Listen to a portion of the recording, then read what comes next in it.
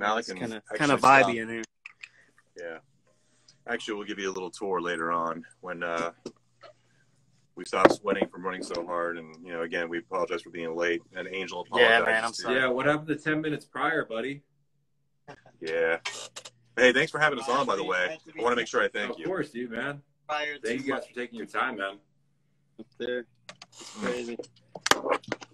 So what are you into right now? What is your go-to band right now, if I can ask? That's kind of subjective, like, honestly, because I definitely see myself as the biggest rock or music connoisseur. I see rock as a big umbrella, including like folk, hard rock, 80s metal, death metal, black metal. So it's like, honestly, any given day, I'm switching off. Like, you know, while I was reading Megadeth's book on, you know, the Rest in Peace anniversary, I was on a whole Thrasher kick the whole weekend, you know, playing Accept, Megadeth, everybody the whole weekend. And then, like, the next day, Machine Gun Kelly's new album came out, and I was bumping that. I'm like, I was impressed. It was really good. So it's really, it bounces around, dude. That's the best way to do it. Like, or even the other day, I was talking to some friends out in England, and we're just doing throwbacks of like bands that are not around anymore that people forgot about. Like Trust Company, Adema. Yeah. All those dudes. Like the good old 2000 rock bands that kind of faded out, but you know, they're still bangers. Yeah, those were like what, 90s, early millennium. Adema's like 2000. That's like when the millennium broke out. All those, it was like, what would they call it? Like it was new metal. So post grunge. Yeah, it was new metal is the best way to put it. New metal. Yeah. Like Korn left that umbrella for all the other bands that, you know, it's like, it was pretty cool to listen to some of that stuff back in the day. Yeah. It was like a breakaway I know from everyone's like really stoked 80s. about the new AC/DC album coming out tomorrow. Froze for a second. Nope. Yeah, we lost you for a second. We lost you for a second there. There you go. You guys got the door open? Yeah, door's open wide. Like, I know everyone's really stoked about the new AC/DC album coming out, but I was like, you know, yeah, I like me AC/DC, but it's like, you know, it sounds like AC/DC. I heard that that album. What's that? I've heard that album 100 times. Yeah, it's like, I'm not bashing them. It's just like, yeah, it's like another Megadeth album. You like one Megadeth album, you like all of them. Yeah. Right. Changed over the years for them is like their mastering.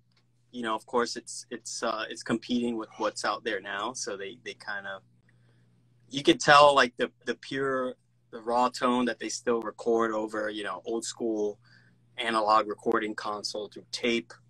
You could sense that like the modern mastering brings out all those like old school elements. They still probably like you can't get that like modernized tone anymore. Well, you can. It depends on what band has the budget for it. You know, like you gotta have a steep budget to put together a rock album like that anymore. I mean, I was already talking with like Paul earlier, just like how, you know, we're in this golden age of now where analog is kind of like fading out. It's like, it's almost like an antique to have a bunch of heads ready for recording versus having a bunch of plugins coming in off of someone's DAW. Like, it's the SoundCloud recorder now, a SoundCloud rock band that you can form from your garage. Yeah. Yeah, but I think that's bullshit, though. I don't like that at all. I think it's just fucking, you know, produced music as far as what's what I'm looking for here. It's artificial. It's not real. I would prefer to go see a band and have them actually playing the music and see or hear music from artists that actually recorded the music. You know what I mean? Not off their laptop in their bedroom. Now, and I shouldn't shit on that too hard. Well, that's our first EP. That shit was recorded. It was recorded in our living room, and then we mixed it here at the this studio when it opened up. Yeah, and like I said, I respect it and I appreciate it, but I would prefer, I should say this, I'll you know, backs up a little bit, backtrack. I would prefer to hear music in its raw form. No, so dude, I completely understand.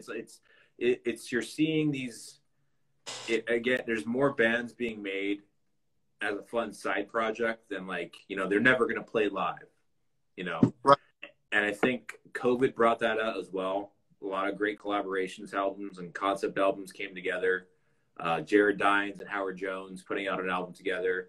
I don't even know if they were in a studio together. I think they sent everything over digitally and just did stuff. So it's kind of like, at the same time, that's how people are forced to make music without having to spread COVID. Right. Yeah, unfortunately. Well, unfortunately, we have the technology. We can do that. And I'm really excited about all the new music that's actually starting to come out now because of the fact that, you know, all the musicians have been forced to, well, stay home. And right. So we're going to have just an enormous, you know, influx of new music. We're already starting to see it, and it's going to be like that for, I would say, a couple of years at least, which is great. I think that music, as soon as this pandemic is over and concerts and stuff are, you know, allowed again and people aren't, you know, so fearful, it's going to be an amazing time. I can tell you this, I'm going to go to every damn show I can, you know, next year, whenever we're able to go back, you know, I cannot wait. And, you know, I didn't realize how much of a void is left when you can't go and see and hear live music. It's a huge void if you're a musician or if you're just a music lover. It's a huge void. This year was such a huge. I think the rock industry pivoted the most during this pandemic. Like the amount of music that came out. You know, you had Marilyn Manson's new album, AC/DC's new album, a bunch of new bands like from Bleeding from Within, Venom Prison, which is out in England. Like the Machine Gun Kelly's, you know, punk rock album. Like there was so much music that came out this year that and Post Malone and Ozzy, his whole album came out this year, you know, before COVID hit. You know, like 2020 was like the year of music, I can honestly say. Yeah, agreed. And now where's your guys' music going to be coming out? Like right now it's slated for spring, but there might be some surprise releases before then. So that's all we have planned right now that we can, you know, talk about, because there are a lot of other things behind the scenes that we have to make sure we solidify and confirm before we can say, hey, yeah, it's out this month, this date. But so far our shared goal right now is early next year and by latest spring. But like I said, there are a lot of things at play that we are considering and taking, you know, the proper planning and precaution for, so that, you know, it's released with a purpose and released it in a way that it'll actually interest our fans that have been with us for a while now. And, you know, they're expecting either a certain sound or such. And we've always been that kind of band that kind of is very not closed in, but like private. You know, we share bits and pieces of what we're doing, and, you know, not that there's anything wrong with it. I feel like we can focus better on our creativity if we're not always worried about like constantly putting out something to make sure people know that we're there. You know, we'll hit it right, you know, when the music's ready and, you know, everything else is ready, and we'll you know, basically we'll have that calling out to like the old school fans that are waiting to hear the next Dead Inside, or, you know, Look at Me Now. It's like, it was all experimental to begin with. So, you know, we're pretty excited and confident that, you know, they're going to really dig this new stuff that we have. And hopefully we can, you know, jam some out if the streaming allows it. I got a chair. Yeah, I'm over here acting like I'm more than a bass player. He is. He's he part-times as a male model for OnlyFans, right? Isn't that what everyone's doing nowadays? OnlyFans. Yeah. Company, right? I cannot believe it's not butter. I don't even know how it is. So Paul was saying you're a collector too. Like we were watching some of your shred videos. Yeah. So how many guitars you have so far in your collection? Oh no. I think 5, counting the electric, counting electric, then a bass and acoustic. Justin, what kind of bass? It's just a PD Millennium, man. It's nothing crazy. Because I've recently just started getting into bass and understanding it and just putting it into songs, mixing them myself as well. Because I want to understand it more, and dabbing into drums later and whatnot. But I think if I had to say one of my favorite guitars, and I keep going back to it, it's my Nuno Bettencourt series Washburn N2. And Nuno Bettencourt's just one of my favorite guitar players in general. That dude's just like completely underrated icon. And it just, that guitar just, every time I touch it, just shreds. Yeah, absolutely. Well, what was the singer's name again? I forgot. For what's that band? With Nuno. He was in Extreme. Extreme, yeah, but what was the singer's name? Oh, look, who's in the Non-Point joined. What's up? The Non-Point guys. Hey. Remember Motley Crue? Motley Crue fired Vince Neil, and they hired. Oh, Richie. It's isn't it Richie something, whatever? I can't. The name escapes me right now, but yeah. Yeah, that was actually the best Motley Crue album. If you're a Crue fan, you're probably killing me right now. I'm a Crue fan, but yeah, that was actually probably one of the best written Motley Crue albums ever. Good stuff. They should not fired that guy. Oh, we should play him a snippet All right. of Masterminds. We're gonna play you a snippet of a new tune that, if you saw us live the past couple months before COVID, you may have actually heard it, but we're going to just play a snippet. Is that all right? Yes, sir. Sounds great, man. Cool. See if I have to hear. Is it Jimmy, the latest one? He did mix for cool. A lot of stuff we've gone through, man. Yeah, got a lot. That library expanded like crazy. Like as soon as we saw, like, man, I got a lot of free time. And then I was bugging them, like, when can you come in? When can you come in? And like we're scheduling all this stuff around other like regular day jobs. And then when it was also like it's been kind of 50-50 with some other bands too. It's like either they're practicing a lot and writing a lot, or they don't want to see each other. Ironically, weirdly, like, how do you not want to see each other during a pandemic where you can lock down and creatively put stuff out? But some people just didn't. Bands have just stayed stagnant and not want to do it. Right. Sucks. And it's probably because maybe they it was, for some of them that I know, it was a blessing in disguise because they needed the time off, that they're probably touring together. Yeah. Like, so it was a couple weeks ago, like 3 weeks ago. Band out in England, Raven Eye, their drummer was just like, this COVID was the best thing for us. We were touring nonstop and we couldn't write down and put music stuff down like we wanted to. So it was like a nice refresher and a pause for everything. Yeah. Let's see. Let me know if you can hear this okay. There might. So we'll play in that solo part. Oh, yeah. Good idea.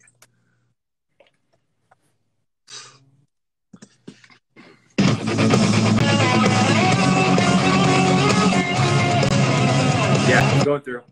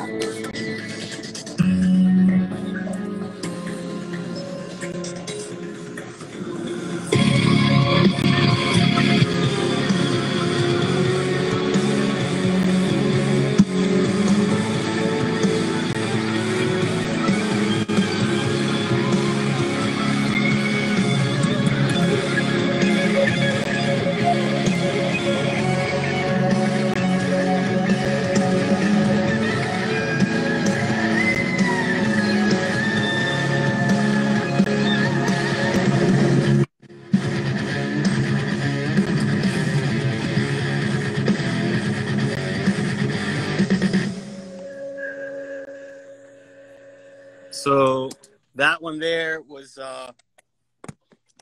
is called Masterminds, It's like That we basically showed you maybe like 2% of the whole song. That was an awesome 80s thrash solo blended into like the kind of like a new metal, heavy metal sound. Brian commented, "Wow, that solo was amazing." It sure was. I wonder why. Brian, actually, that was a collaborative effort between Angel and Brian, and those two. I've been honored and fortunate to be in a band with two very, very unique and extremely talented guitarists. It's very hard to find that. It really is. So, on a quick backtrack for Devil's Envy, like the band itself has kind of been through the ringer. Like it's been through a roller coaster ride with because like you, Angela, you and Sean are like the original members, right? Yeah. Yep. Sean and I started it, and we're still here. You know, like it was kind of we knew it would be a collaborative effort. We were very realistic on, you know, guys our age. I just turned 30 when 5 years ago we had this brainchild idea. It's like, you know, we were playing in different bands at the time, and we wanted to do experimental with metal music and keep that just that fast pace, like raw energy, you know. And we kind of knew, like, for sure, like people that would come and go, but we would always give them their due credit, and you know, we don't try to erase them from our history. You know, we always give them, you know, their credit, and they helped us throughout all the process, especially Ryan and Justin, Jeff, even Nick. He's helped us out with, you know, with some of their styles and ideas. We were able to blend all those ideas together and build it to where we're at now. You know, as where some of us had to part. We had Zach, and he helped us write a lot of like the punk rocky sounding songs. Like he's helped us write like maybe like Warehouse, you know, and you know we appreciate that. Like, you know, look back at that, and you might look back and say, hey, revisit something like very open. Sorry, you guys broke out a little bit. Yeah, I'm sorry. Where I left off. Continuing on, like we're very open to experiment. You know, when we have a song that's more on the pop rock side or on the metal side. Maybe crazy 2-minute, just like thrasher, and then it's done. You know, it's like, you know, everybody that has been with this band, you know, they're always welcome. You know, to come back and collaborate with us. Like that's why most of our biographies will say collaborative effort. You know, like started by Sean and I. But where we're at now, I think a little more established and focused on where we're going to head, you know, in the next 5 years. But yeah, you're right. It's been through the ringer, mostly positive, you know, although at the time it might have seemed negative. We kind of look at it as like, okay, it was just stepping stones, you know, no bridges were burned in the process. So it's just part of the process, part of the growth, you know. Foo Fighters have been through it.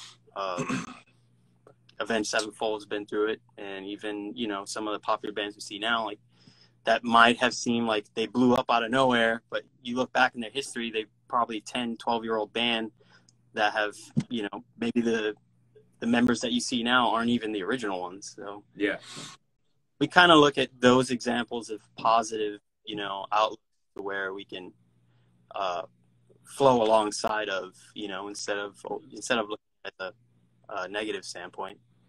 Well, and I'll say this: we have this group of guys has been playing together for about 3 years now. Yeah, 3 years. So that gives you any, you know, indication as to the stability these days. You know, we're all friends. We hang out quite often. I think the best music actually is coming now, because it's more of a collaborative effort. Before it was, you know, it was Angel and Sean, and they had, you know, definitely input from other people, other musicians and stuff. But I would say that we've accomplished more in the past couple of years than before. So I kind of like the, you know, the trend. I think it's going to be good.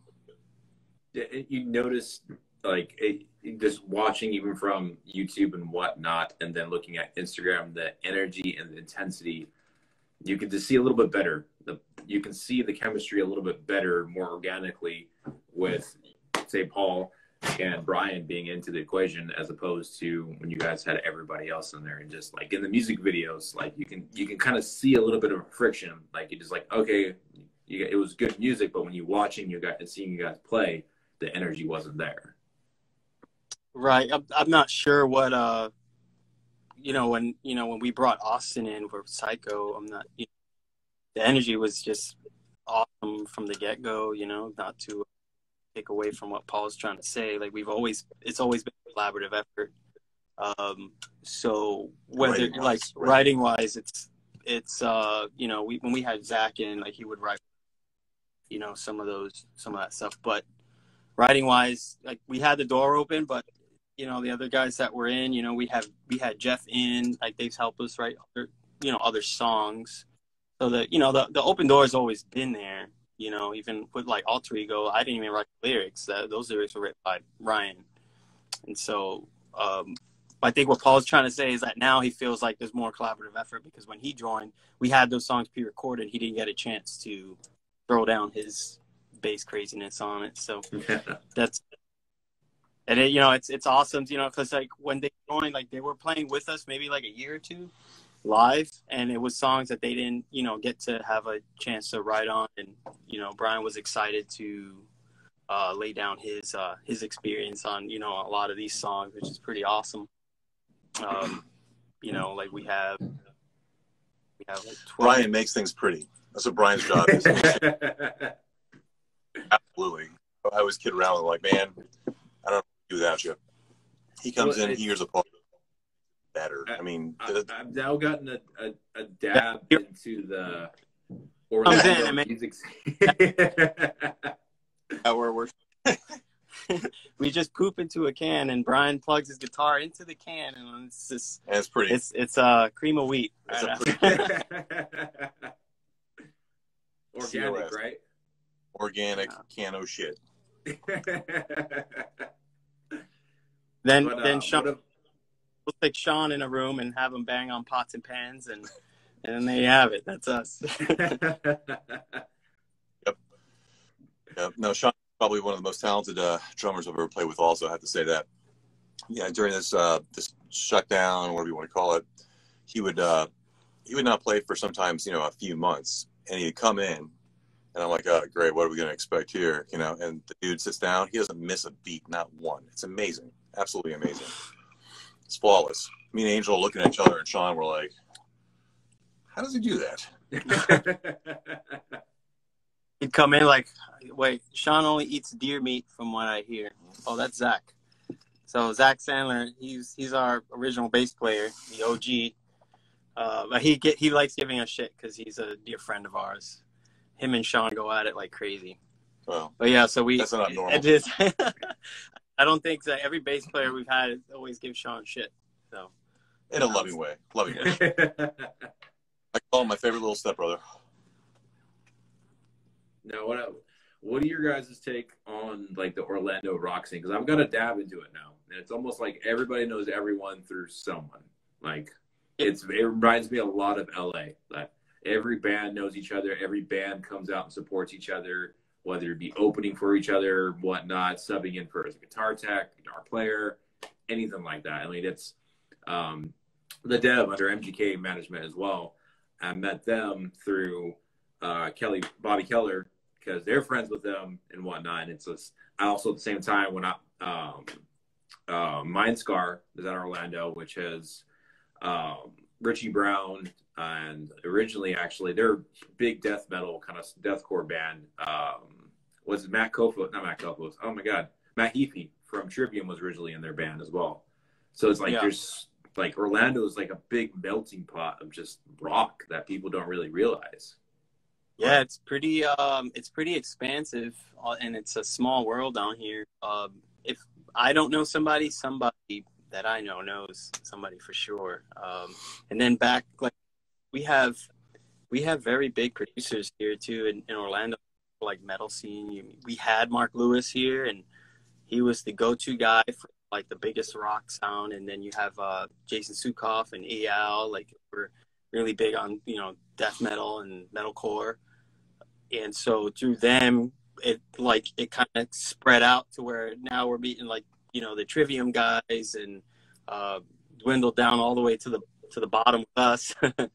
So it's really fun, you know, like we learn so much from everyone out here. It's somewhat tight knit with, you know, we have our Orlando rock scene, and then you have, of course, like the national clique, where it's like most of the national acts that, you know, they work together most times in private.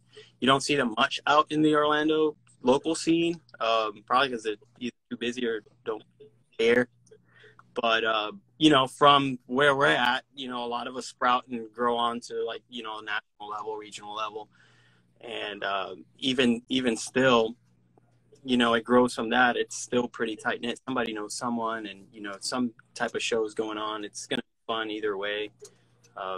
You know, it's how we kind of grew from here, like starting with, you know, your basic level promoters where they put together small shows just for the fun of it, and, you know, we make those relationships, build those relationships, and kind of just move from there. It's, you know, you could always go back to where your roots, where you came from, who gave you your first gig, and kind of, you know, play another show for them, you know, because they're needing, you know, another act. And it's always fun and nice to give back, and, you know, always share within the rock community here, even at a local level. Now, you guys have even opened up for Nonpoint as well. I mean, you've been opening up for some big bands, and like a House of Blues also, because I love House of Blues. Actually, people think House of Blues as, like, you know, the chain, shitty food, whatnot. Mr. Food's okay, but their venues are pretty damn good. I won't even lie. Like, their sound and their setup there, at least the ones I've been to, especially out here, the new ones they've redone out here in California, they're pretty legit. Like, their sound guys are pretty on top of it. Where are you at now? Are you, LA or San Diego? Orange County, in between. So yeah, every time I've done a tour, House of Blues or Hard Rock were always my favorite to see on the tour roster and on the tour route. And, you know, like, if one venue has one thing, the other one will have it, and it's always streamlined throughout the country. They are top-notch techs working there, so, you know, you're gonna have great sound, unless it's, like, of course, a bad night. But 99% of the time of tours, like, House of Blues has it down. You know, it's very nice place to hit when you have a show. Now, how was it like opening for a band like Nonpoint? How those guys? Was that your first time kind of like meeting them and all that, and then you guys became good friends after? I was actually tour managing, running their sound on that tour, and they, unfortunately, Hyro the Hero, they were banned from that House of Blues at Disney World. Content is lyrics. So since I was tour managing for the headliner, I kind of had some pull with basically letting the Hyro guys come to the show, because they initially weren't allowed to step foot. Like, even if they weren't performing, they didn't want them on. So I gave the okay to let them through. They hung out with us, backstage, and it was just through working relationships, man, like networking. And Rob and Elias gave the green light. They gave their blessing, and I couldn't be any more thankful. Where they said, like, you have a band, like, why don't you guys like open? And I was like, yeah, we'll open, and then I can, just double duty it and then run your sound right after, make sure everything's set up. And then they were like, no, dude, like, direct support us, man. Like, this is your hometown. And so, like, didn't you just play a headliner, like, not so long ago? I'm like, well, yeah. So we got the okay. I was scared shitless and nervous. Either like my kids came through. I was like, it was like a dream come true type of day. Although, like, Paul knows and my girlfriend knows, like, I was a stressed out mess, because, I've never done a tour managing gig with a headliner and then having to play. It was definitely a huge challenge on my part, to be talking all day and running around all day running sound check, not only for Nonpoint, but for us as well. And, like, after that night, my voice was shot. I could barely whisper, like, a few days afterwards. Well, he literally, like, hopped off stage. We were done playing, I don't know, a 45-minute set, whatever it was, an hour set. And he hops off. He's like, see ya. And he goes, for Nonpoint. I mean, it was amazing. Yeah, mad respect. Yeah, it's basically like, you know, I know so many people that you know, I've worked with, and it hasn't even, it's come to I guess a point now where they're basically, they're okay, you know, with it, because I know normally they wouldn't do that, you know, have a band locally just like do the rest support. And I felt, you know, so honored, you know, to have that happen, you know, where they were like opening, you know, they were open for us, like performing, and those guys are like brothers to me now. You know, I give my shirt off my back for him. Rob is a gentle giant. Like, I love that dude. So he's, you know, I look up to him and Elias and Rashid and everybody in the band. And even like the POD guys, you know, I've been working for them like maybe like 4 years now. And they're also, you know, it's just been awesome working with bands that know what it's like to appreciate a purist approach to being in a band, as opposed to, you know, being the band that's like, yeah, they're on that up and up, but they're humble souls, man. They always look out for the little guy. And, you know, had it not been for guys like that, we probably wouldn't have played that show, you know. And then, of course, we have the support of our rock radio station here. They gave us that shot at performing that headliner at House of Blues for like an Orlando Rocks event. So a lot of people that we definitely owe a lot of gratitude for, you know, where we're at. Yeah. Very thankful. Now, you bring up local radio play, and it's a good question. It's another, I guess, hot topic kind of going around now as we're getting into the streaming, you know, music, Apple Music, Spotify, Pandora's kind of phasing out, and it's really just Spotify and Apple Music streaming wise. And now really Sirius XM radio is kind of the next big radio station that people are listening to, not so much radio. Do you think that streaming and digital playing is kind of taking over the organic radio play now? It's like, is that the best way for a band to promote themselves, is get themselves on a Spotify playlist, get them rotated and promoted via, you know, Apple Music and stuff like that as a headlining spotlight artist and whatnot? Well, yeah, in part. But then again, it depends on the demographic. Like, if you want to target older listeners, our age or older, hit radio, you know, like, and there's nothing wrong with that, because now what's streaming, you have a whole new window of demographic to target. You're going to hit our age, like 35-year-olds. We're like that line, that silver lining in between. Our age or younger are going to be streaming. They're not going to buy CDs as much. They don't really care about the collectibles, the tangible items. They just want to stream it. So you use online social media to target your younger listeners, your younger audience. And if you have the budget for it, go ahead and promote your music on a FM radio market.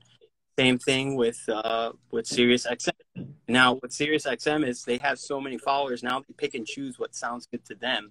And since they're such a diverse team, you know, like one way or another, if your song sounds great, you know, you've had it produced properly, mixed properly, mastered, like they will consider it if you have a distribution company to get them to look through their library for stuff, you know. And then you kind of have your, you know, your XM listeners are kind of in between, and it's mostly like on the older side. And same thing with radio.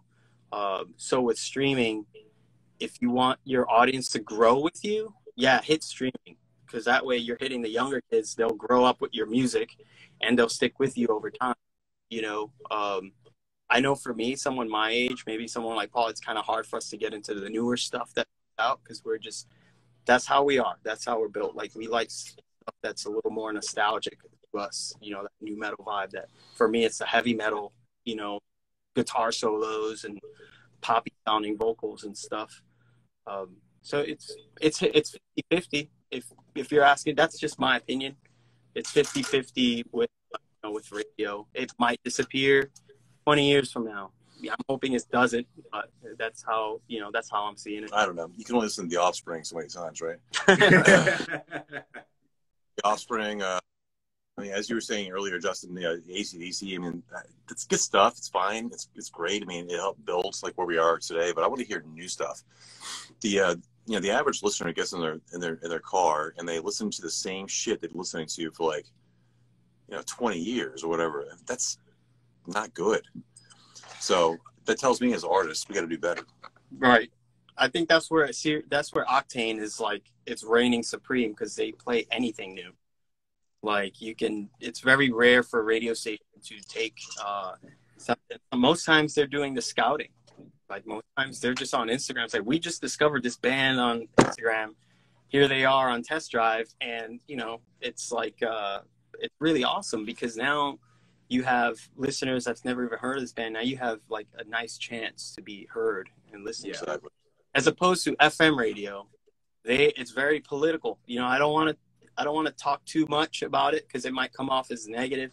So maybe you could get one of them on your show and interview them how experience and working with PR agents to run a radio campaign. It's pretty expensive, and a lot of that's political because it's a monopoly by certain companies. So you're kind of forced to play what Billboard or iHeartRadio, kind of working with those stations to play. So it's a little more hard to get into the FM. I agree in a sense on Octane and how they can get new artists, but it's like kind of 50-50 in the sense like I think it was earlier this year when Wage War put out their new album, or last year. It was last year, later than last year when they put out their new album. And, they put them on Octane Taste Drive. You found them first on Octane. I'm like, wait, hold up. Wage War has 2 albums out. It's been out a longer time, and they got their boom from doing Warped Tour. Like, they blew up from going on Warped Tour and doing that. And, they have a huge following. They're not just like, some local band that you're helping lift up. And stuff like that was just like, that kind of grinded my gears a little bit in the sense that when they do that kind of stuff, they've done it for a few bands that have been around for a while. Like, oh, hey, we helped you discover them first. But like, they've been around.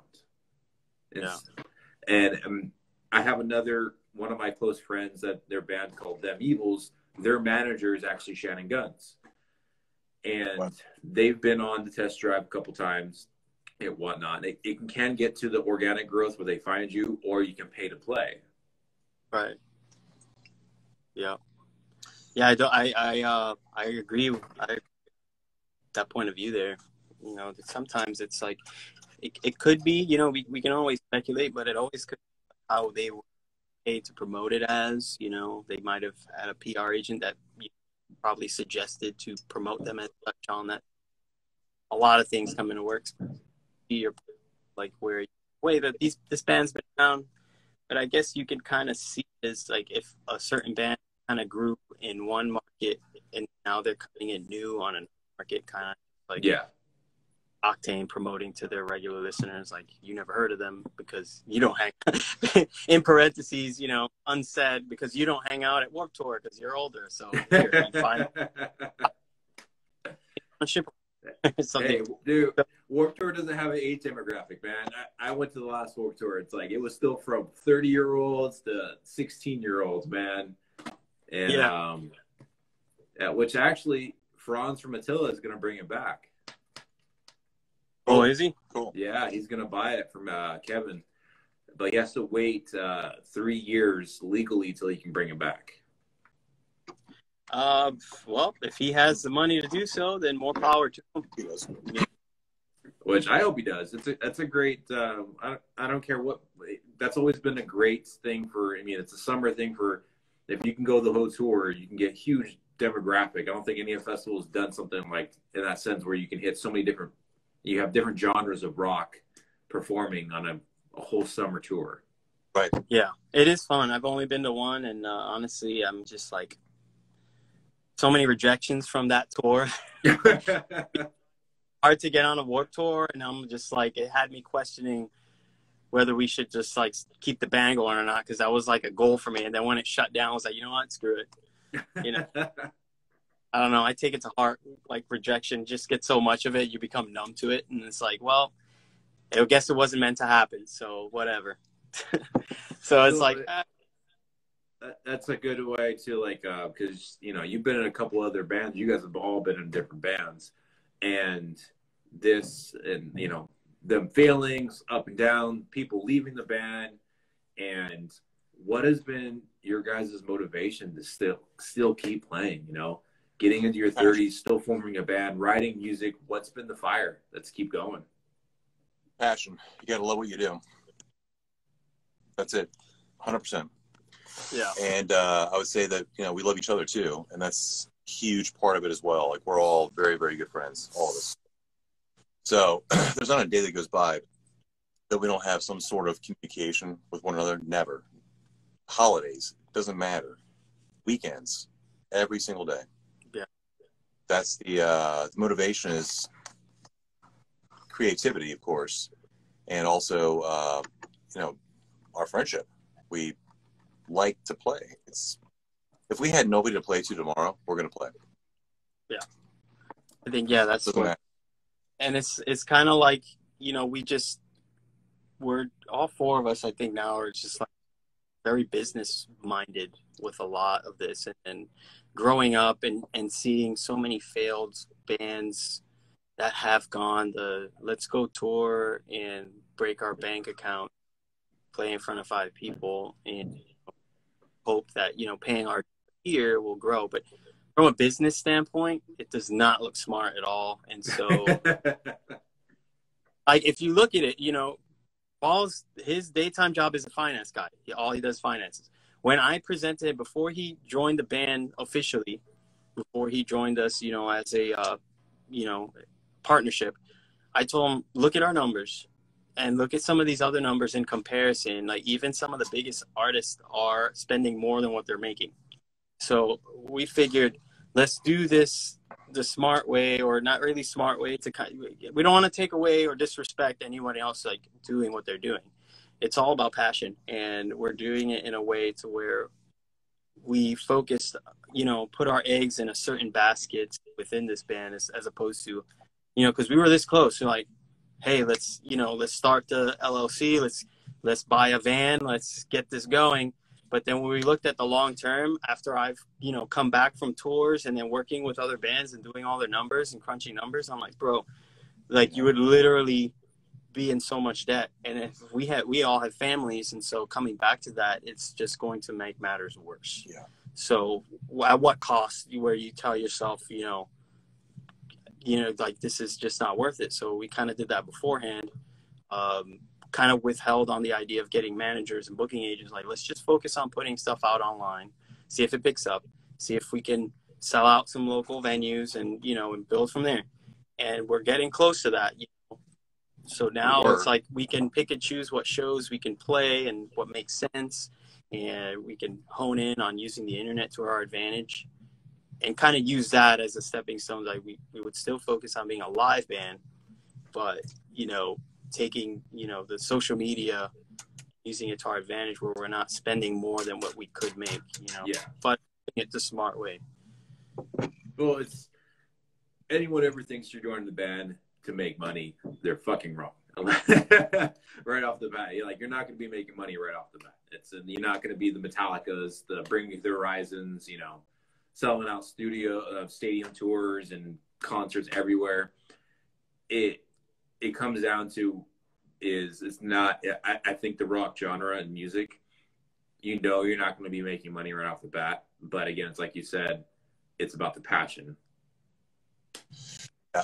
So the guys around town that play in cover bands, they're washed up. They gave up. They can't do anything else. So they're going to play Bon Jovi or, you know, Def Leppard or Journey or Boston if they're talented enough. And that's what they're going to do for money. Because they make way more. They make way more. Way more. Yeah, we'll get off stage in front of 2,000 or 3,000 people, and those guys playing in front of 100 people make more. Yeah. So it's about passion. Yeah. We don't do it for money by any means, but I have a strange feeling that will eventually, you know, come to fruition. As far as, no, we'll be 75, just like AC/DC putting out records. Stop. No, we're not gonna stop. We're not playing covers. Maybe we would totally throw away the idea of like tour bus tours, but dude, there's a market everywhere in the world. Yeah. Like, if you're not really digging for it, you're not going to get it. And so, we've gotten show offers in India, we've gotten show offers in Dubai, and it's just a matter of throwing your music in the right direction, the right way, have decent representation so that you don't come off as like, hey man, come listen to my band, come book us. So you want it's just a matter of playing your cards right and making sure everybody gets a fair deal. And there's so many, like I said, there's so many markets out there. Like, somebody will like your music even if it's overseas. Try that. Like, if there's someone watching that you can take anything from this right now, you don't always have to focus on your local scene. If it's not working out there, your music might be heard much better in the Midwest or Mexico. As soon as we started pumping ads in Mexico, bro, our fan base skyrocketed because they were liking that. You ask anybody in South America if they like any of the modern newcore metalcore bands, they fucking hate them. Like, they want bands that sound like the 80s, like Black Tide, like Bullet for My Valentine. They love all that old school stuff. So there's always a market anywhere. So if it's not working for you in your hometown, you have the internet. You can just shoot your ads to just pop up in India for a whole week.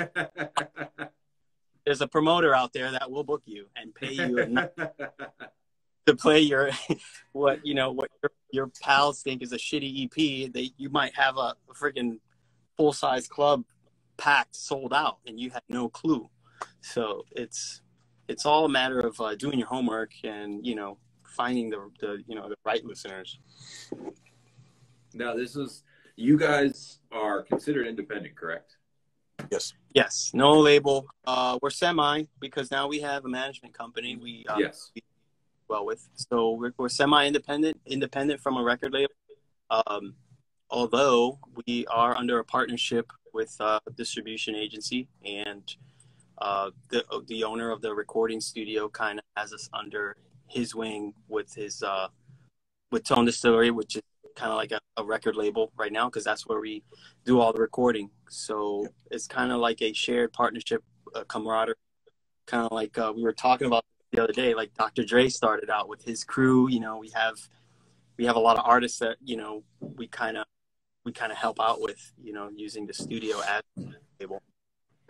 Now, I've seen the Dark Tale and the Good Tale of both being under a label and being fucked over by a label. There's black and white, sometimes a little bit gray.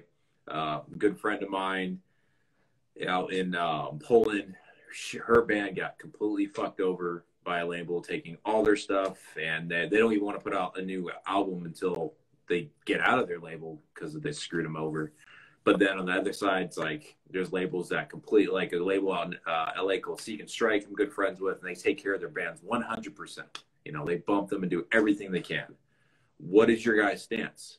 Because now it's independent is kind of like an easy way to go. Like, it's actually you can be an independent band and be big. Well, technology more than ever. Of course, yeah. Actually, there's. I also do freelancing at another recording studio, and some of the artists there are more in the hip hop genre, and you'd be surprised how so many of those cats are just like, they run their stuff independent. They have either a close friend or someone who's a lawyer or a manager, and they kind of help them through that, and they consider themselves indie because they don't need the label. They're just pumping their music through SoundCloud. They don't need to go through proper channels.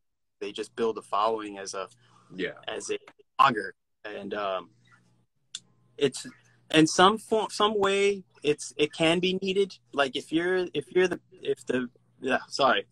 band that is maybe on the younger side, and that business mindset is not completely in you, maybe you need some guidance, whereas your manager might refer you to a label where they can take care of providing you with a producer and engineers that can take your songs to the level, and they have the budgets to market all that, whereas you have indie artists that have all that already, so they cut out the middlemen and they kind of push it themselves to where, you know, let's work this the proper way. And all it is just expanding your team. You know, it's outside of the, you know, your performing musicians in the band, and just going then for. And I think maybe technically it wouldn't be considered independent because you still have a third party team, you know, kind of pushing you along the way. Yeah. Because it's like, now you have these independent distribution companies being able to put out either your CD, vinyls, digital, and whatnot, but you're still getting majority of the profits coming forth, as opposed to the 70-30 split of a label, or 50-50 split and whatnot, depending on it, and getting paid out, you know, from the whole record label getting paid out, as opposed to just two people. Yeah, that's a very hard concept. As you know, the older you get, look at those numbers, certain contracts. I have close friends that have quote unquote screwed over, and you know, some like to look at it on the bright side. Had it not been for them, you know, I wouldn't be where I'm at. And I'm like, okay, that's a good way to look at it. You know, I'm all about the optimism and positivity, and also, and that's that realistic, you know, I have that realistic side of myself where it's like, are they really helping you? Or, you know, and you kind of look deeper, and the more deeper you look, if, you know, it could come out to where, damn, they've been screwing me, you know, where, you know, it's like, hey, stay at this hotel, stay at this, you know, we'll fly you out in a private jet. But then when the contract is over, and then you get that bill of what you owe them, because they put it all on the back end, what you owed them. It's like, wait a minute, I don't remember. I booked that private jet. I thought it was free. And it's like, no. You know, it's like, of course, the label as a business is going to look out to save themselves. You know, everybody wants to make a profit for themselves, and whoever they're working with, they're going to basically, they're second priority. Not that, you know, they hate them or they're trying to screw them, but from a black and white business standpoint, it's just, hey, our entity, our company is a priority. You're going to get this because we're investing so much. Yeah. Maybe as the artist right here, they're not seeing the big picture of, you know, it's all a matter of perspective, you know, because if I own a multi-million-dollar record label and I have 200 artists signed to it, of course, I'm going to try to make sure I get that return on investment and not splurge it on just one band. And then all of a sudden I have none left for the rest of the, you know, the team and everybody doing all the work and promoting all these artists. It, like you said, man, it could be 50-50, that whole the record label thing. All right, so what's the big picture going on for Devil's Envy coming up in the next year? What's the big picture, music release-wise, maybe a new single-wise? What's the pipeline? The pipeline is, I will show you a sample of what's coming. And we weren't supposed to say what it was, but let's see if you can come to the conclusion of like what it reminds you of. We won't tell you what it is. We're going to play it, and hopefully everyone out listening, if you have trouble hearing this, I will post a link later tonight with a snippet of the songs. So if you caught us live, you're going to hear these songs, 10-second snippets of it, and we're going to post it. And then you can follow that and listen. So let us know. Please shoot us a message before we play this.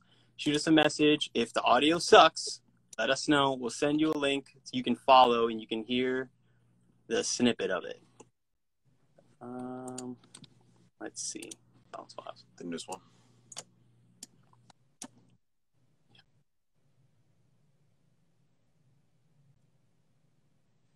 Here we go. Okay, so let's see if it's open.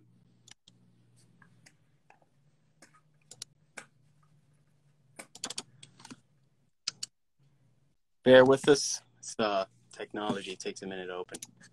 I know, we're all old, dude. All right. When I downloaded that new iOS update, I'm like, what the fuck is going on here? So I'd like to extend, you know, we'll definitely keep in touch after this. I'd like for you to listen to what we have. And that's just exclusive for our buddy here, everybody. You'll get to listen to the full songs, but, you know, he was nice enough to hit us up. So, again, dude, thank you for having us on here. You know, I've been meaning to tell you. it's nice to have someone reach out and find interest in our music. So Oh, of course, dude. When I heard it, and I've heard, it's obviously your guys' older music, but it's like, and I'm excited to hear what the future's coming out, what you're gonna be putting out. But just from the older music, it's a good, I'd say it's like the best versions of POD and Pop Evil, like the lyricism and sound of POD, but the riffage and hard rock sound of Pop Evil. nice. To put it that way, because like Pop Evil's got some really cool riffs that are pretty, like, you take out his voice, the lead singer's voice, they got some pretty heavy riffs behind it, and that's exactly what it reminds me of. It's catchy, it's heavy, but then you have the lyricism of POD to match it. That's an interesting comparison, dude. Thank you. I've never heard that comparison at all, and I'm honored. I remember listening to Pop Evil for a minute, and like their guitar players' riffs are just phenomenal. Like, I'm all about the riffs. If the riff is hooked, I mean, even just from the snippet when you had with Brian playing, right there was just another proof of it. His little solo playing he was just playing right now. That's right there. That's a clear indication of it. Yeah. All right. I'm gonna let this roll here. See, hopefully I can count 10 seconds in. The reason why I'm only playing 10 seconds, people, is because since we are streaming, audio frequencies tend to distort after that. So it just doesn't sound pleasant. So bear with us.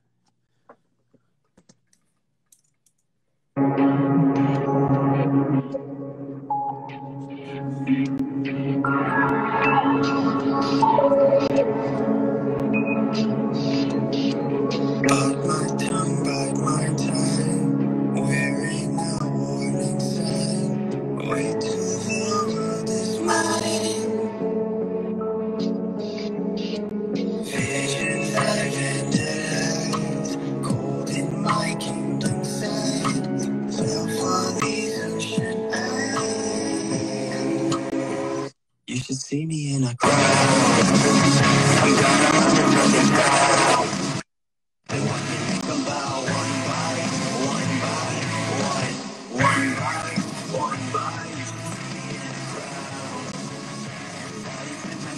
That's a pretty sick cover.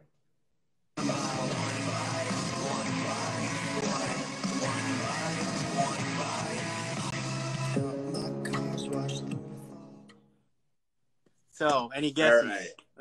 That's Billie Eilish, and that's a sick cover. That's a sick cover. Got it. He got it. Okay, so actually, it wasn't a cover. It was not written to be a cover at all. Oh, yeah, it's our music, but the lyrics, the vocals are that. Yeah. That's sick. That was really freaking cool. Like, there's only been a couple other people who've done kind of with that song, but not in that kind of degree. Yeah, funny story. I mean, people probably watching or listening are not going to get it until you hear the song. And I'd be, more than happy to get back on and, on a later date with you once we release it. So the song originally was, we were writing something a little more on the soundtrack vibe, trying to write stuff that would fit more in like a film or movie, something syncable. Yeah. And, when we were getting through it, kind of, I was kind of listening to that Billie Eilish song, The Way Here, before like we got to writing. So of course it kind of stuck, and I'm like, what if we follow this like this eerie vibe? And, we were watching that movie John Wick the night before as well. And so it's like, we kind of mixed all that vibe together. And then, I was like, you know what? I could fit the Billie Eilish lyrics over this if we kind of time everything right. And it worked. And so, although like you have all these amazing bands doing the same cover for it, they kind of follow the song verbatim, with the metal riff, not making their own version.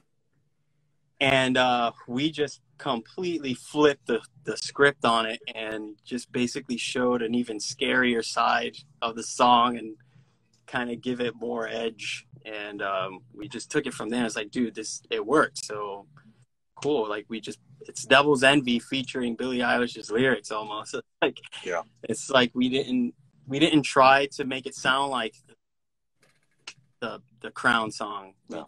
We just wrote a song ourselves, and then all of a sudden, hey, this works. Yeah, the breakdown is sick. Actually, there's a breakdown Still disturbs me a little bit. We're actually shooting a music video for next. It's leading up to like kind of like your Johnny Cash moment when he covered "Hurt" from Nine Inch Nails. Like, yeah, that your brother didn't know. Like, he thought it was one.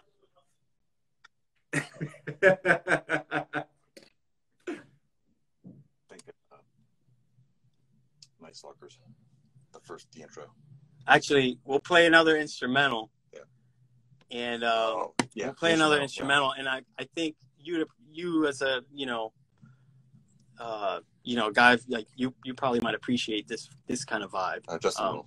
I don't want to spoil it and tell you I've what we were going for, but once you hear it, yeah, I think you'll appreciate the vibe, at least instrumentally for now. Yeah. Or hopefully. Yeah, as it's opening, it's a snail right now. Like when you invite your friends over and you play your PlayStation, like, oh, this game is so awesome. Okay, wait, hang on. Yeah, loading screen. Go get some chips. Go be right back.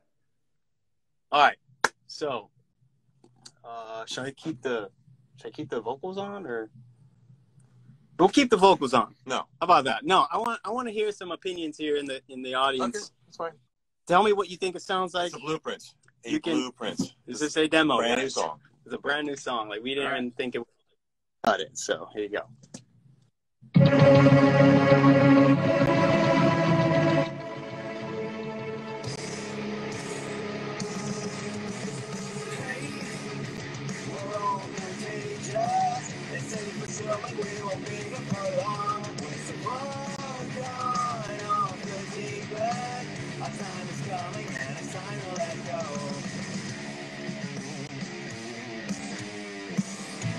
Feel the flow, I won't come down.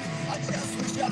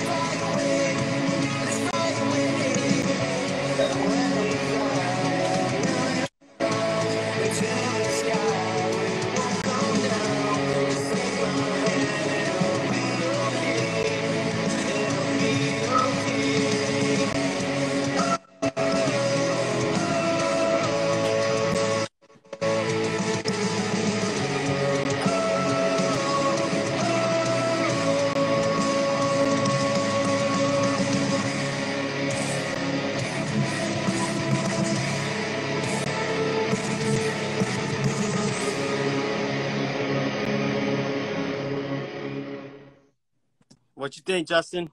For a demo, that's pretty fucking good. Nice. That's exactly what I was talking about with that Pop Evil riffs. That was a heavy riff. Those were gnarly. Brian's playing was sick. Yeah, man. It's like, I don't know, what would you like, what's your take from it, from what you could hear? Like, what influences you think was at play there? Like, Stop, Eric. It had like, it was like, the thing of it is a refreshed, polished hard rock tone, like a 2000s hard rock refreshed, not generic, edgy enough to cut through, not sound like a Chad or a dad band, but like, holy fuck, I'm gonna start headbanging to it. Nice. That's why I put it. Let's put it like Godsmack's heavier riffage. Like if Godsmack went back to their roots and played heavy, that's how I'd put it. Well, I'm gonna go ahead and toot Paulie's horn here without sounding too on the homoerotic side. Funny story is that song started out as a bass riff. I had no clue. Like, he came in, musician, seeking guidance from a producer. It's like, Angel, I have this idea, but I don't know what to do with it. He's like, it sucks, blah, blah. And so I'm like, let me hear it. Let's play it. So he just played that riff. It started out like, do, do, do, do, do, do, do. And I'm like, okay, we can make something of it. He's like, are you sure? So he was like overthinking it.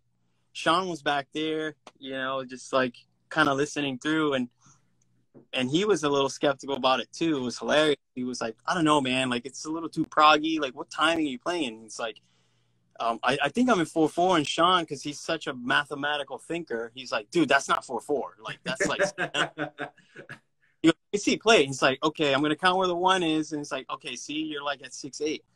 So we made it work. We turned a 6/8 time signature bass riff and turned it into a 4/4 riff. And I'm just thinking, what would Metallica do? And so that's where it came about, where it's like, let me just play a solid backbeat over this. And, you know, when we called Brian in, it's like, I have this idea for a riff, bro. Can you play it? And he just sat here and he fucking did his thing, and out it came, and it just worked. So now we had like, we something complex and turned it into this sweet, like there's no fucking fat in that, you know? No. It's like, let's be our, you know, this song, this definitely went back to our roots. And then I kind of took it and was listening to a lot of pop music. And instead of approaching it as James Hetfield would, or maybe Matt Heafy, I said, let me listen to see how, I don't know, like, who's a famous fucking, like, besides Post Malone. I don't want to keep throwing Post Malone thing, but let's call it that. I listened to, like, how would Post Malone sing over this, or even like MGK or someone. And so, and out it came. And so, like, you take the vocals out, you could imagine Ivan Moody over this, or even Howard Jones, That's even Matt. I would say it's very Five Finger, the better hit singles from Five Finger. I would say the better hit singles of the guitar playing of Five Finger. Yeah, and we love those guys, and we love that old school vibe, you know. Although I'm very more pop oriented vocal wise, I still stick to my rock and roll heavy metal roots, and I think that's what makes the song exciting. You know, if you're ever in town, man, like, you're more than welcome. You always hit us up. You can even come through on announcement, like, bro, I'm in town. Let's hit you. Dude, thank you, man. I was already there. Like, I want to come back out there, because I even like, I didn't realize I knew so many people out there in general. Like, I was barely there I went to Shovelhead, you know, to go catch the Dev, and that was a interesting venue. But like, I loved Orlando when I was out there, man. I need to make another trip, and I'm going to. I'm actually even going out to West Florida, Destin, Panama City. My cousin's stationed out there. He's a Marine, and we're gonna go catch Steel Panther playing out there in December. An awesome venue in Destin. It's funny because it's near the coast. I think it's maybe maybe it's called Club LA is the one they're playing at. That's it. Yeah, that's a phenomenal venue. It's very down to earth. I saw Highly Suspect there. They did a show with band. That's a very talented band too. Yeah, and that's the band. I was thinking of like, how would the singer for Highly Suspect sing over something like this? And it was just so easy. And even the guys were listening, like, like, what happened to the angel with the grit? Like, where's the? I'm like, you know what? I think, we got a lot of that. We captured a lot of that sound. And although I'd be more than happy to revisit that sound, this song felt more like a beacon of hope. Kind of visiting the songs as someone, as much as there's a stigma with talking about it, there's no reason why we should hide the fact that a lot of us go through depression, PTSD, being a veteran, and we have so many buddies that go through it. I wanted this song to really pull like on my own heartstrings, as that there's hope. And so, what was I getting at? So, writing something like that and kind of listening different genres, after, like I said, Highly Suspect, that was a really good influence on a song like that to follow his flow.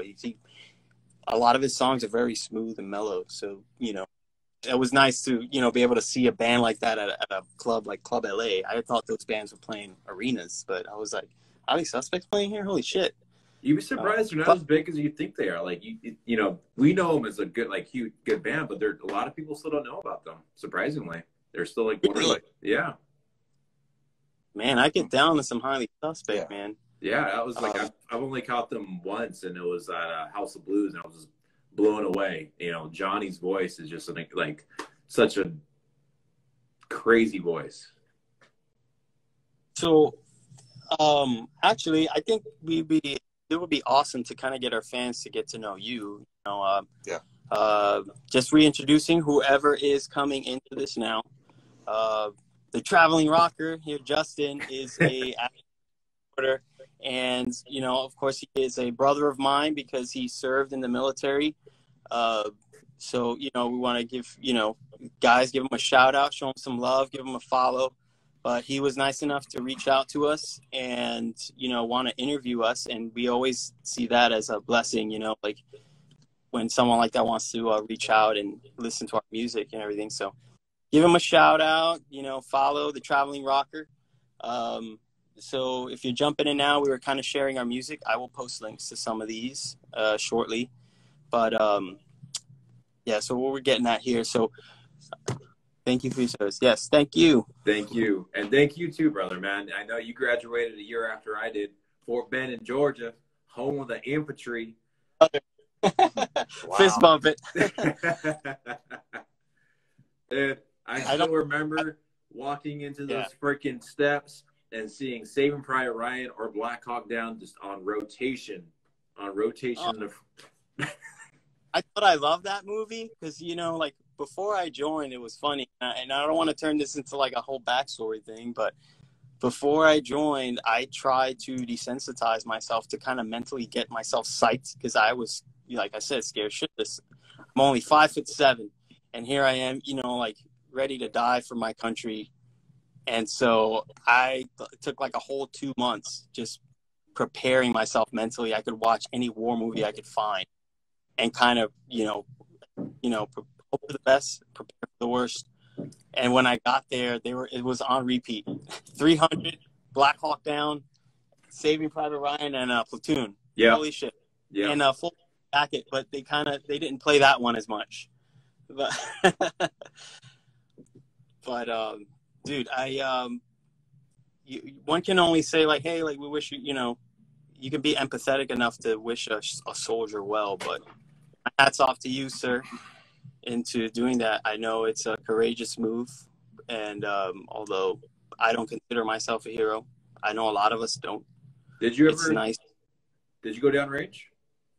No, I got lucky, man. To be honest, if anyone who's seen combat has known, like I got lucky. I tried 4 times. I submitted for deployment, and the unit I was in, I was attached to a medical unit, and it was very hard. Like, as my first duty station of choice, Italy, They did not. They denied it. And they're like, no, you can choose from Georgia, Alaska, or Virginia. And I was like, are you kidding? It's like, those are the only slots open. And I'm like, okay. Because when I enlisted as infantry and was stationed originally as a reservist. And I thought, you know, I want to go active duty. I went back home. I was in Puerto Rico. And I thought, I don't want to do this. I was there for a month. I'm like, I miss being in the Army. I'm going to sign on full time. I'm going to go active. I hit up my old recruiter, and he's like, there's nothing I can do about that, bro. You're going to have to talk to your reservist general. Like, it has to go all the way up to him, sign you out. So I did, and luckily it happened. But then I was given a choice that I had to reclass. So my reclassification took me all the way to the opposite end of being a dental specialist. So then there were 3 little slots to go around. It's like, no, because he sold me on like, you're going to go up a rank, you're going to get more cash bonus. And I'm like, oh, cool, more money, awesome. So I did, I reclassed, but I had to stay a reservist for a year, infantry. So we did a lot of that, you know, training. Then I got sent, my ass got sent to Texas. Went to AMED Center, did my classification for dental school for almost a year, and was sent to Georgia, Fort Gordon, Georgia. And then from there, I kept, you know, I volunteered to qualify for airborne school. I qualified, injured my back. They did not send me because I had to recover. And then I found out I was having a kid. So I was like, so, then after my kid was old enough, he turned a year old, I volunteered to go on deployment with the Spec Ops unit going to Colombia. I was stationed for a little bit in Miami. And from there, our commander back in Georgia pulled my orders after 2 months. I was supposed to ship out in 2 weeks to Panama. And they pulled my orders because someone went AWOL back at duty station and I had to cover them. So nice. It was, dude, personally, as a soldier, you know, it's kind of like, for a while, I kind of had like this embarrassing, like, I wish I could have done more type of mentality. But then, you know, other people, especially my kid, is like, Dad, well, like, we hoped and prayed that you didn't go. Like, because we, you know, every time I would leave, it was for like a pre-deployment training or some type of training, and they would get scared. You know? So yeah, maybe it was definitely a good thing on their end. So I was on the other spectrum, man. I got thrown in everything. I got stationed in Germany, rapid deployment unit, Afghanistan, all the good stuff. So, definitely had my fun in the sandbox. Dude, God bless you, man. Like, thank you for returning home. It is not a easy task to go through, man. So hats off to you, sir. I think it was more, I think the hardest part, I went through 2 Best Warriors. I never want to go through a Best Warrior ever again in my entire life.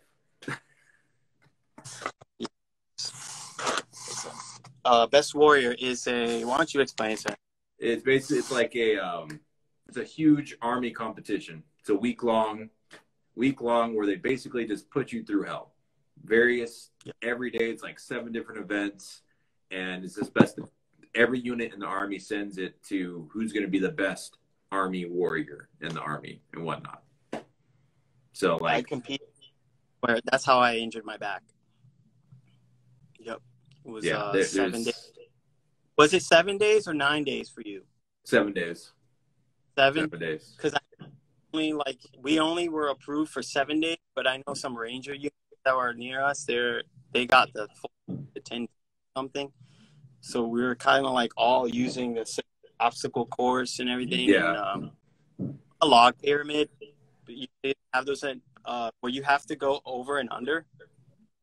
I'm just such a small dude, so going under, I was near the top, and that's where I fell. And we had to, you know, kind of do all this stuff with some of our gear on. And I wasn't part of the strong that could get to that, man. I was like, I have my strong point, man. You give me some tech, I'll work the shit out of some tech. You give me a rifle, you know, I was the, you know, shot expert at the time. But you give me an obstacle course, man, there's only so much I can do. Well, dudes, man. And, dude, thank you, Paul, as well, for your time, dude. It was a pleasure to talk with you a little bit as getting into basis and understanding it myself. And I'm understanding the importance of creating a bass line first, because I've been doing that more now, creating my bass line and then making my guitar riff over the bass line. Yeah. From I'm sure you've worked with a producer. They'll tell you, most of them are multi-instrumental, and they'll tell you the bass does not have to play the same riff as the guitar. And the person who taught this was Zach Sandler, and he was on here. You should give him a follow. When I tried to write some bass parts for him, he's like, no, let the bass do the bass stuff. I'm like, what do you mean?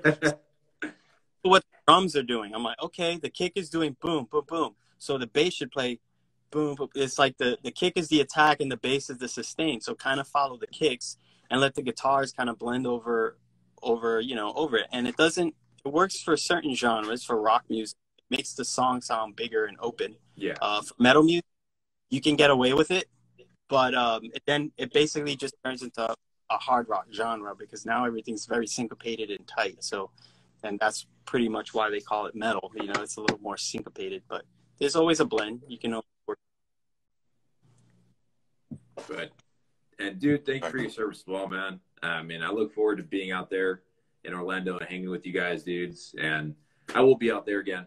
Definitely will be. And love to catch up. See you guys in the studio, even if we bang out. Check out some. What are you drinking, Paul? What is that? I saw you pouring some whiskey. Jefferson's. Hey. All right. I was worried about it was going to be Crown or something, some like weak shit, but all right. I approve. Jefferson's good bourbon. I'm a bourbon connoisseur, so I appreciate Jefferson. Bro, what's your bourbon of choice? It only comes out once a year, and it's Elmer T. Lee. It's from Buffalo Trace. It's part of their single barrel collection. It's hard to get. That's my favorite boy, but I've been drinking. It's out of Texas, Garrison Brothers. So they went out to Buffalo Trace to learn their secrets of making, and then they made their own distillery out in Texas, and it's pretty fucking amazing. That's crazy. You know your shit, man. Yeah. He got me. Because I was like, I'll stay away from dark liquor. I'm not, it gets, it makes me sick. And he goes, you're not drinking the right stuff, brother. No, you're drinking the shit. He showed me this, and I was like, I'll try a sip. And I was like, wow, I feel like a gentleman all of a sudden. Just like, everyone's like, oh, yeah, you're used to drinking Jack or some crap like that. No. It's like when people say they hate tequila, I'm like, because you were drinking Jose Cuervo. Like, that's the only crap you've ever drinking. Or I hate vodka. Yeah, because you drink Smirnoff.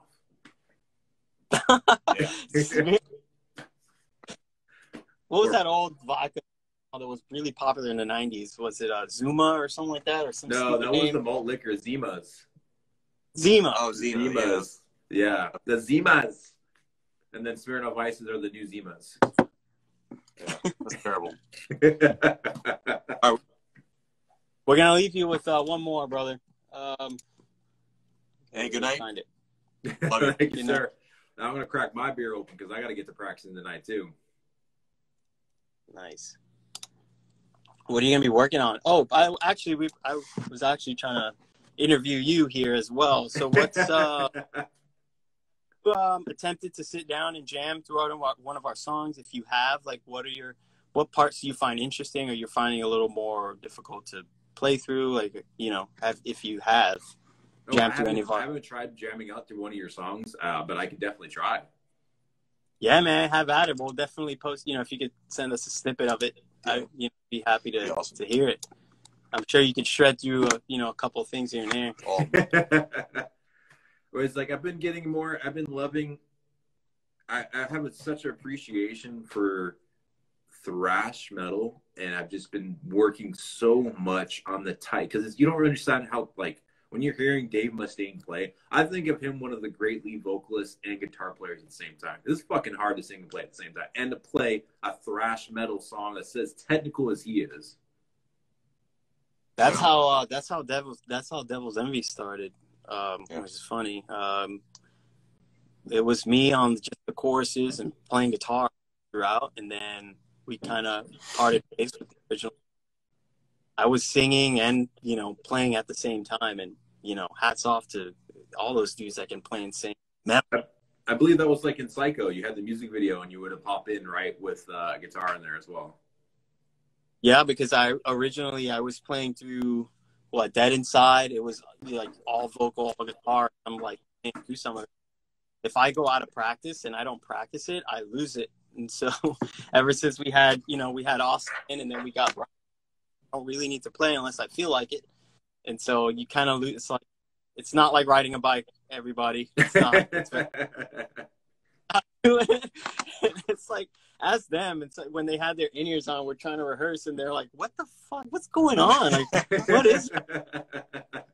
I'm trying to sing. If I sing too well, the guitars are going to suck. So back in when we started out, it was like all I did. And I really want to get back into doing that again. It's so awesome. All right. Hear this? Peace out. Love you. You're welcome to hang as much as you want, but I know you are a busy man, so here we're gonna. My favorite.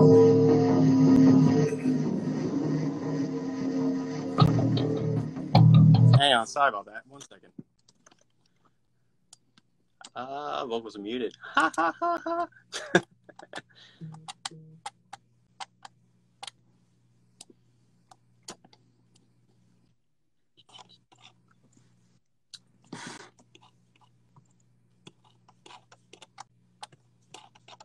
Oh wait, it said in here. Oops. Oops. Wrong one, guys. Please hang on a second. Okay. Wrong button. I'm sorry, guys. Shit. Justin, you were Army or Army? Yeah, Fort Benning, man. That was, I'm sure back in your day, that was like one of the most difficult ones to be to. I was like, that's what I was told. They were allowed to kick me, hit me, almost pee on me. They did everything, man. Yeah. Like after I got out, apparently I heard like they stopped doing that, but they were, you know, foot in my chest, fucking stepping on my face in the ground. Yeah. And I never bitched about it, man. Honestly. Like, yeah. You just accepted it. I'm like, the way I looked at it is like, is Haji across the wire going to stop? And like, you know, they're not going to stop. You can't whine and complain to them. Like, right. We're getting trained for war. Yeah. Yeah, exactly. But we were still the war on terrorism was still big 10 years ago. Oh yeah. Yeah. And again too. Yeah. It's like I think I will never forget it. Like everyone, like our drill sergeants were, you know, you see them in films, like, you know, you see Full Metal Jacket and the stuff they say. Like you don't forget some of the things they say, and like some of them are pretty freaking bad. Like I remember once, like, every time someone failed at their push-ups and they're putting on their knees, and he's like, you know, only time you should be on your knees is praying and sucking dick, and I know you're not praying. Like this is the stuff that these drill sergeants would say that, you know, they can't say it anymore. Like it was bad back in the day. It was really bad. Oh yeah. All right, let's. Okay, it's up now. Here we go.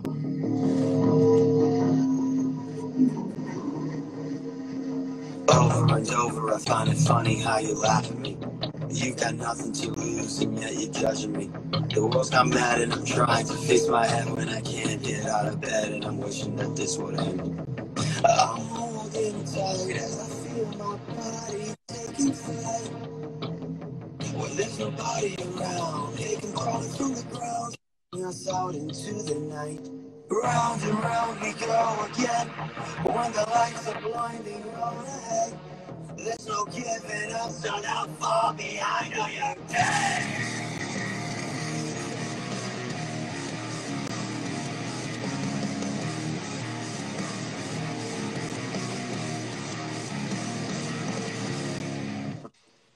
That's it. That was a good, like, that gave me some Nine Inch Nails vibes in there. Oh, nice. Oh yeah. It like gets crazy on the heavier side of Nine Inch Nails, you know, like Wish and you know, they're more of their heavier metal songs to it. That was sick. Oh, it gets crazier, man. Like I said, Are you we don't guys want to give playing? up. What tuning are you guys playing in typically? Drop C sharp. Most of it, yeah. I think all of it is. Yeah. Yeah, all of it is drop C. You have that what consider tuning. Playing in the key of E flat. Most of it's in minor. So yeah, so it gets crazy, man. So think it gets a little progressive, but we still kind of keep the same consistent vibe. Yeah. We're excited about this one. Like, we don't want to give out too much of this one because there's so many twists. No, from these video tracks, they're all freaking bangers. Nice. Thank you. I'm really Thank excited you. for your guys' little take on Billie Eilish show. That I don't know when you guys are gonna drop that. That's gonna be unique. Oh yeah, you can definitely expect that one, and it'll definitely hit sooner than later. Because I know you mentioned about, like, you hate bands doing, cover songs, but it's like when you do it your own version in your own way, like you make your own, like, Bad Wolves and Zombie, you make it your version. That's what's gonna stick. Because that's I don't hate it. That's just their style. Yeah, it's just their. Yeah, that's all. Not copying it, not just doing like a cover to play exactly like they do, and not have any variation to it, but you make it your own unique way, and maybe even tell the story. Like when Five Finger did Offspring, right? They slowed the whole song down, and it gave a whole different story behind the song. Yeah, true. That's what they did do that. And then what about the Five Finger did that other song? What was it, the Rising Sun song or something like that? Oh, and also Bad Company. That's like one of their biggest covers, Bad Company. I've honestly, to be honest, it's as dumb as this may sound, like I'd never even heard of that song. I discovered it through Five Finger. When I searched Badass, and when I searched, it was originally theirs, and another I song. remember Bad Company. My dad gave me all their tapes. I'm like, oh, this is pretty badass. And then I heard Metallica. I'm like, whoa, this is way more badass. Yeah. So what do you think, Paulie? We should probably save this video for people to come back and look at, since there's some nice Easter eggs. What I'm going to be doing, the IG will be saved since I started it. It'll actually be saved on my page and whatnot. Okay. And I'll obviously share it with you guys and tag it to you so you guys can repost it. And it'll be on my page. And I'm downloading the video, and I'm going to be editing it for YouTube. So I'll take out, like, the small clips of, like, we had the stoppages from internet and whatnot, and then have it all edited and nice. And then all your links, Facebook, MySpace, if you guys still have one, Twitter, I think we do. Put all your music links down here and whatnot, so then everyone can find you and have the prettier looking interview on YouTube as well. Nice. Well, these people were lucky enough to get the raw version. But we appreciate you doing all that work for us, man. Like I said, thank you again for having us. Thank you. Of course, man. And thank you guys, man. Thank you guys for sharing some of the music. And I'm excited to hear the future of it, man. I'm like, those were some nice little snippets. Even just hearing it through speakers on the phone, I'm like, damn, this is fucking good. Nice. Appreciate that, man. I guess it's always kind of scary, like, letting people into your creative process, and like, you don't know what the reaction is going to be, but I'm glad you like it, man. You're definitely changing a direction, but it's a good direction. Like, it's a positive change. See